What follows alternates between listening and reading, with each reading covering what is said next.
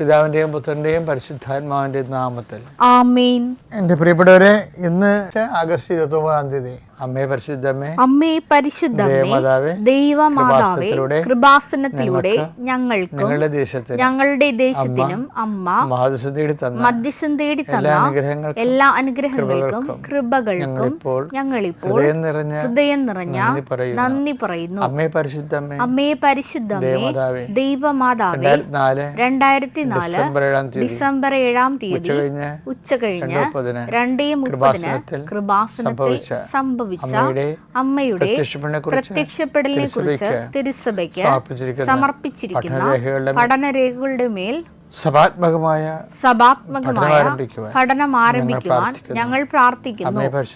അമ്മേ പരിശുദ്ധമ്മേ, ഭൂസ്വർലോകങ്ങളുടെ രാജ്ഞിയായ അങ്ങേയ്ക്ക് ഭൗമ സംരക്ഷണത്തിനായി പ്രപഞ്ച പ്രകൃതിയെ തന്നെ തിരുസഭ പ്രതിഷ്ഠിക്കുവാൻ ഈ പ്രത്യക്ഷീകരണം വഴി ഇടയാക്കണമേ. പരിശുദ്ധമ്മേ, ജപമാല മാതാവേ, സകല പ്രാർത്ഥനകളോടും ചേർത്ത് ഞങ്ങളിപ്പോൾ പ്രാർത്ഥിക്കുന്ന ഈ കുടുംബത്തിന്റെ പ്രത്യേക നിയോഗം പറമക്കളെ.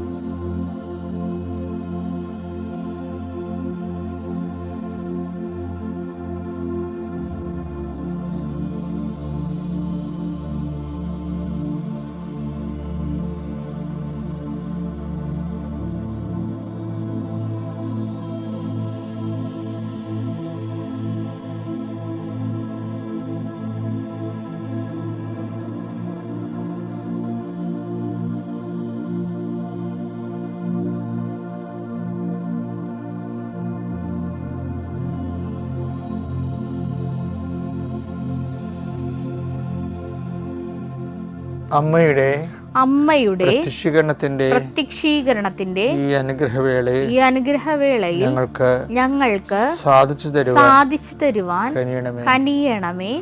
ആമേൻ. വിശ്വാസ പ്രമാണം. സർവശക്തനായ പിതാവും ആകാശത്തിന്റെയും ഭൂമിയുടെയും സൃഷ്ടാവുമായ ദൈവത്തിൽ ഞാൻ വിശ്വസിക്കുന്നു. അവിടുത്തെ ഏകപുത്രനും ഞങ്ങളുടെ കർത്താവുമായ ഈശോമിശിഹായിലും ഞാൻ വിശ്വസിക്കുന്നു.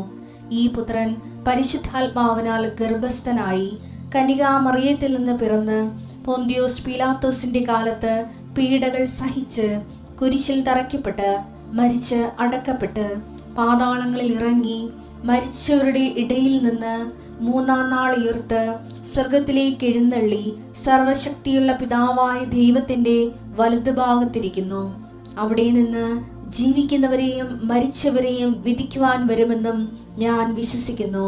പരിശുദ്ധാത്മാവിലും ഞാൻ വിശ്വസിക്കുന്നു. വിശുദ്ധ കത്തോലിക്കാ സഭയിലും പുണ്യവാന്മാരുടെ ഐക്യത്തിലും പാപങ്ങളുടെ മോചനത്തിലും ശരീരത്തിന്റെ ഉയർപ്പിലും നിത്യമായ ജീവിതത്തിലും ഞാൻ വിശ്വസിക്കുന്നു. ആമേൻ. സ്വർഗ്ഗസ്ഥനായ ഞങ്ങളുടെ പിതാവേ, അങ്ങയുടെ നാമം പൂജിതമാകണമേ. അങ്ങയുടെ രാജ്യം വരണമേ.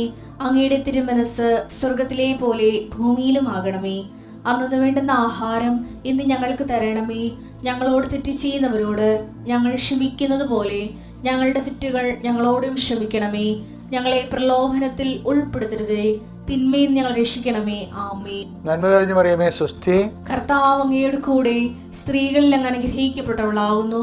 അങ്ങയുടെ ഉദരത്തിൻ ഫലമായി ഈശോ അനുഗ്രഹിക്കപ്പെട്ടവനാകുന്നു. പരിശുദ്ധ മറിയമേ, തമ്പുരാന്റെ അമ്മേ, പാപികളായ ഞങ്ങൾക്ക് വേണ്ടി ഇപ്പോഴും ഞങ്ങളുടെ മരണസമയത്തും തമ്പുരാനോട് അപേക്ഷിക്കണമേ. ആമേൻ. കർത്താവിന്റെ ഉന്നതമായ നാമത്തിന് സ്വസ്ഥം ചെയ്യുന്ന കർത്താവേ, 39 വർഷം ഞാൻ അർപ്പിച്ച കുർബാനയുടെ യോഗ്യതയാൽ കൃപാസ്ഥാനത്താരെ ജീവനോടെ പ്രത്യക്ഷപ്പെട്ട മാതാവിൻ്റെ മധ്യസ്ഥത്തിൽ വീട്, ജോലി, വിവാഹം, വെളിച്ചം, വഴികൾ, വെള്ളം, ഇങ്ങനെ ഒരു അടിസ്ഥാന കാര്യങ്ങൾക്ക് വേണ്ടി കർത്താവെ വിഷമിക്കുന്നവരുണ്ട് ഈശോയെ. വിവാഹം ഒത്തുവരാത്തവരുണ്ട് ഈശോയെ. ഒത്തുവന്ന വിവാഹം പോയതിൻ്റെ പേരിൽ സങ്കടപ്പെട്ട് നടക്കുന്നവരുണ്ട് ഈശോയെ. അതുപോലെ ഒത്തുവന്ന വിവാഹം നടത്തി കൊടുക്കാൻ വേണ്ടി സാമ്പത്തികമായ വിഷയങ്ങളിൽ ഓരോരോ വാതിലും മുട്ടിക്കൊണ്ടിരിക്കുന്നവരുണ്ട്. മുട്ടി പരാജയപ്പെട്ടിട്ട് മനസ്സും ശരീരം തളർന്ന് വീട്ടിൽ വന്ന് കർത്താവ് പരസ്പരം വഴക്കിടുന്നവരുണ്ട്. ഞാൻ അന്നേ പറഞ്ഞല്ലോ വിചാരിച്ചിട്ടുണ്ട്, നിങ്ങൾ ഒരു വഴക്കും ആരും തമ്മിലിടരുത്. കർത്താവ് നിങ്ങളുടെ കാര്യം തീരുമാനിച്ചിട്ടുണ്ടെന്ന ബോധത്തിൽ ഒരുമിച്ച് പ്രാർത്ഥിക്കാൻ കർത്താവ് നിങ്ങളെ ശക്തിപ്പെടുത്തിയിട്ട് പ്രാർത്ഥിക്കുന്നു. എന്ത് ചെയ്യണം, എന്ത് ചെയ്താൽ ജീവിക്കും, എന്ത് ചെയ്താൽ മേൽഗതി പ്രാപിക്കും, എങ്ങോട്ട് പോകണം, ആര് പറഞ്ഞ കേൾക്കണം, പല പല അഭിപ്രായങ്ങളുണ്ടല്ലോ, പല പല രീതികളുണ്ടല്ലോ, പല പല ചിന്തകളുണ്ടല്ലോ. എന്ത് ചെയ്യണമെന്ന് അറിയാമ്പോൾ ആകെപ്പാട് മനസ്സ് മുട്ടി മൊഴി കർത്താവ് മനസ്സ് കുഴങ്ങി ഒരു തീരുമാനം എടുക്കാൻ പറ്റുന്നവർ, കുഴങ്ങുന്നവർ കർത്താവിൻ്റെ എത്താൻ നിങ്ങൾ തളിക്കപ്പെടട്ടെ. കർത്താവ് ത്വക്ക് രോഗങ്ങളുണ്ട് കർത്താവ്, അതുപോലെ തന്നെ വിസർപ്പ രോഗങ്ങളുണ്ട് ഈശോയെ, അതുപോലെ തന്നെ അരസ്വസ്ഥ രോഗങ്ങളുണ്ട് ഈശോയെ, അതെല്ലാം വിശുദ്ധമായ രക്തം കഴുകണമെന്ന് പ്രാർത്ഥിക്കുന്ന ഈശോയെ, എൻ്റെ കർത്താവിൻ്റെ ഉന്നതമായ നാമത്തിൽ കൃപാസനത്താറെ ജീവനോടെ പ്രത്യക്ഷപ്പെട്ട പരിശുദ്ധയുടെ മാധ്യസ്ഥ നിങ്ങൾ അനുഗ്രഹിക്കപ്പെടട്ടെ. അതായത് ഇന്ന് നമ്മൾ കാണാൻ പോകുന്നത് ഈ മഹത്വം, ദൈവം തിരിച്ച് നമ്മളെ മഹത്വപ്പെടുത്തും. ഈ കൃപ തരുന്നതിന് നമ്മൾ കൃപ എന്ന് പറഞ്ഞാൽ പവർ ഓഫ് ഗോഡല്ലേ. ദൈവം നമുക്ക് കൃപ തരുന്നു എന്ന് പറയുമ്പോൾ അതിൻ്റെ അർത്ഥം ദൈവം നമ്മളെ മഹത്വപ്പെടുത്തുന്നതെന്നാണ്. ഈശോയുടെ പ്രാർത്ഥനകളിലില്ലേ, അതായത് പിതാവേ അങ്ങ് ഭൂമി ഞാൻ അങ്ങേ മഹത്വപ്പെടുത്തി, അതിനാൽ അങ്ങേപ്പക്കൽ എന്നെ മഹത്വപ്പെടുത്തുക. അപ്പോൾ തിരിച്ച് നമുക്ക് മഹത്വം കിട്ടുന്നത് കൃപ ലഭിച്ച് നമ്മൾ ശക്തിപ്പെടുന്നതിലൂടെയാണ്. അതിന് ബൈബിളിൽ കൊമ്പെന്നാണ് പറയണത്. മഹത്വത്തിൻ്റെ കൊമ്പും മഹത്വം ഒരുമിച്ച് വരണത്. രണ്ടു തരം കൊമ്പാകാം. ശരിക്കും പറഞ്ഞാൽ കൊമ്പ് വിളിക്കുന്നവരുണ്ട്, ജോബേരെന്ന് വിളിക്കും, കൊമ്പ് വിളിക്കുന്നവരുണ്ട്, അത് ഉയർത്തി ഉച്ചസ്ഥായി വിളിക്കുന്നവരുണ്ട്. കൂടുതൽ മഹത്വം സ്തുതിപ്പും വരുമ്പോഴും യുദ്ധവിജയം വരുമ്പോഴൊക്കെയാണ് അങ്ങനെ വിളിക്കണത്. പക്ഷേ അത് നമ്മളുടെ കൊമ്പ് ഉയരുന്നതനുസരിച്ചുകൊണ്ട് പിന്നെ മഹത്വത്തിന് തന്നെ കൊമ്പെന്നുള്ള വാക്ക് കൾച്ചറായിട്ട് അവർ ഉപയോഗിക്കുന്നുണ്ട്. എന്താ ഈ ബൈബിൾ എപ്പോൾ നോക്കിയാലും മഹത്വവും കൊമ്പും ഒരുമിച്ച് വരുന്നുണ്ടെങ്കിലും ഈ കൊമ്പ് ചിലപ്പോൾ കൃപയായിട്ടും വരും. നമ്മളിൽ കൃപ ദൈവത്തിൻ്റെ ശക്തി വർദ്ധിക്കുന്നുണ്ടെങ്കിൽ അതിൻ്റെ അർത്ഥം നമ്മുടെ കൊമ്പ് കാട്ടുപോത്തിൻ്റെ കൊമ്പ് പോലെ ഉയർന്നു നിൽക്കുക. നമ്മൾ സങ്കീർത്തനം എടുത്ത് 92:10, എന്നാൽ അവിടുന്ന് എൻ്റെ കൊമ്പ് കാട്ടുപോത്തിന്റെ കൊമ്പ് പോലെ ഉയർത്തി.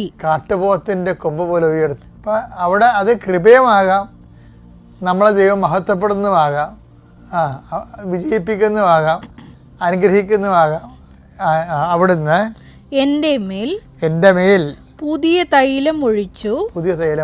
എൻ്റെ ശത്രുക്കളുടെ പതനം എൻ്റെ കണ്ണ് കണ്ടു. അതാ ശത്രുക്കളുടെ പതനത്തോട് എൻ്റെ ശത്രുക്കളുടെ പതനം എന്ന് പറയുമ്പോൾ നമ്മുടെ വിജയമാണ് വരണത്.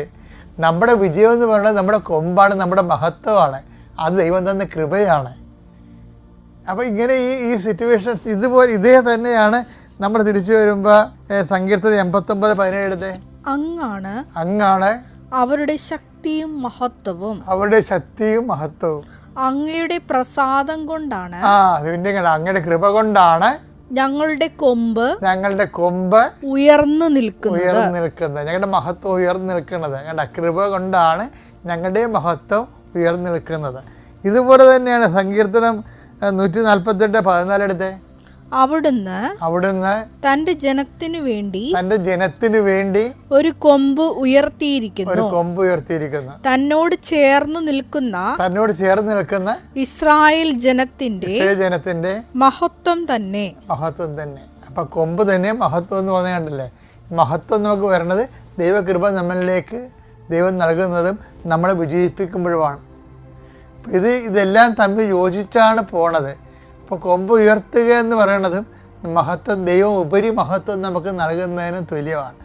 അത് ദൈവത്തിന് വേണ്ടി നമ്മൾ ജീവിക്കുമ്പോൾ നമ്മൾ അത് ദൈവസാന്നിധ്യവും ദൈവത്തിനെ കൊണ്ട് വിജയം അനുഭവിക്കുന്നവനാണ് ഈ മഹത്വത്തിൻ്റെ സങ്കീർത്തനം എഴുതിയിരിക്കുന്നത്. അപ്പം അതുകൊണ്ട് എപ്പോഴും ദൈവം തിരിച്ച് നമുക്കൊരു മഹത്വപ്പെടുത്തുന്നുള്ള ചിന്ത എപ്പോഴും ഉണ്ടാകണം. അല്ലാതെ നമ്മൾ തിരിച്ച് നമ്മൾ ദൈവത്തെ മഹത്വപ്പെടുന്ന പോലെ തന്നെ നമ്മൾ വളരണത് ദൈവത്തെ മഹത്വപ്പെടുത്തിയാണ്. അതുകൊണ്ടാണ് 4:20 പറയണത്. എന്താണ്? ദൈവത്തെ മഹത്വപ്പെടുത്തി വിശ്വാസത്തിൽ ശക്തി പ്രാപിക്കുകയും. അപ്പോൾ വിശ്വാസത്തിൽ ശക്തി പ്രാപിക്കുക എന്ന് വെച്ച് കഴിഞ്ഞാൽ അതും കൊമ്പുയർത്താനാണ് പറയണത്. വിശ്വാസത്തിൽ മഹത്വം പ്രാപിക്കുകയും. റോമ 4:20. റോമ 4:20. ദൈവത്തെ മഹത്വപ്പെടുത്തിക്കൊണ്ട് അവൻ വിശ്വാസത്താൽ ശക്തി പ്രാപിച്ചു. ദൈവത്തെ മഹത്വപ്പെടുത്തുമ്പോഴാണ് നമ്മൾ മഹത്വപ്പെട്ടിട്ട് നമ്മൾ വിശ്വാസത്താൽ നമ്മൾ ശക്തി പ്രാപിക്കുന്നത്. അപ്പം മഹത്വം നിസ്സാര കാര്യമല്ല. കിട്ടുന്ന എല്ലാ പഴുതുകളും ഉപയോഗിച്ച് ദൈവത്തെ മഹത്വപ്പെടുത്താൻ വേണ്ടി നമ്മളെ തന്നെ പരിശീലിപ്പിക്കണം. ഓക്കെ അല്ലേ?